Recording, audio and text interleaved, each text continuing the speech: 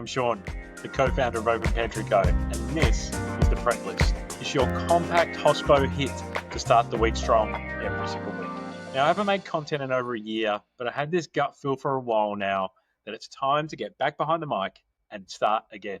And when I look at what operators and teams are dealing with right now, this format just made sense. Each Monday, I'll give you 4 quick hits to help your venue run even better. One trend I'm seeing, one tool or system that's actually working in the marketplace right now, one smart move from a standout operator, and one question to ask your team this week. This content is made for prep time. You know, that little bit of space before the rush. Nothing fluffy, just stuff you can actually use. So here's the first one, the trend to watch. One trend I'm seeing everywhere, from cafes to pubs to bakeries, is this one. Teams are getting smaller, but the expectations certainly haven't changed. Whether it's because of wage pressure, recruitment gaps, or just keeping things lean, more venues are running with fewer people. But here's the interesting part, right? The ones doing it well aren't compromising. They're simply simplifying. What I mean by that is menus are tighter, roles are blended, systems are sharper, chefs are training dishes, managers are behind the point of sale more. Everyone's moving a bit more as one team. The best venues aren't trying to be superheroes. They're choosing where to focus and cutting what doesn't serve them anymore. So if you're feeling the same squeeze, ask yourself, what can we drop, delegate, or automate without losing what makes us great? Because you can run a lean team and still deliver on experience that makes you feel full. So the second part is technology. So let's talk tech and how it can help small teams without feeling like a cop-out.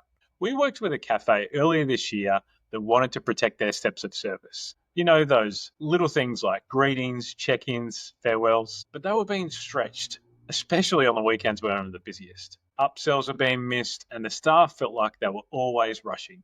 They used me and you, and we implemented that with them to quietly manage part of the order flow, especially around those small add-ons and upgrades. Think sauces, sides, coffee extras, second drinks, those kind of different things. If you haven't heard of me and you before, it used to be called Mr. Yum early in the day in 2020, but now it's changed into this amazing platform around QR ordering plus marketing.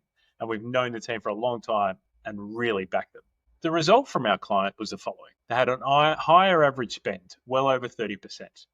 There was less pressure on their staff, leading to an improved culture and lower staff turnover. There was more space for connection with their guests because they were taking the boring bits out. And it didn't replace service. It freed them up.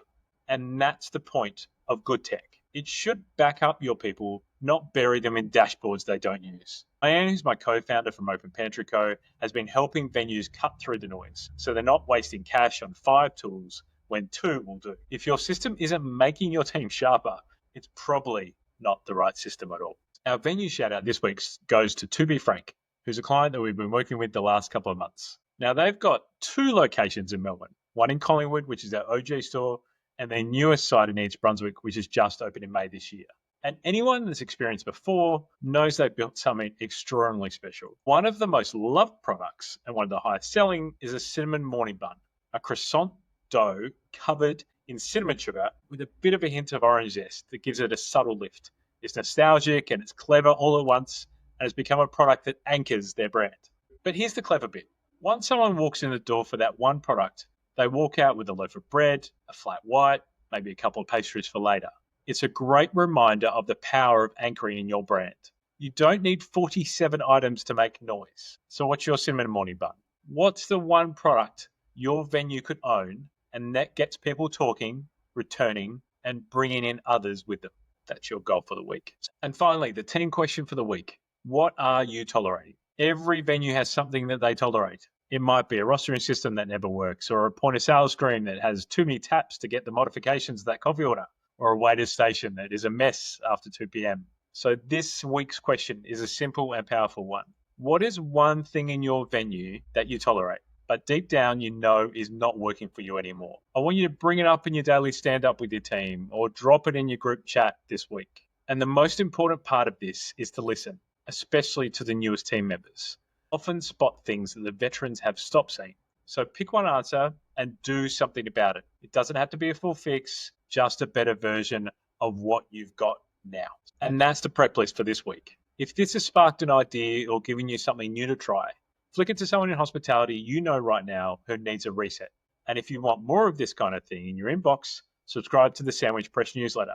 It lands every second Friday from us with tools, trends, insights, Q&As with those in the industry, and hints on what's actually working behind the scenes of those best venues. The link to sign up is in the show notes of this podcast or wherever you're watching this right now.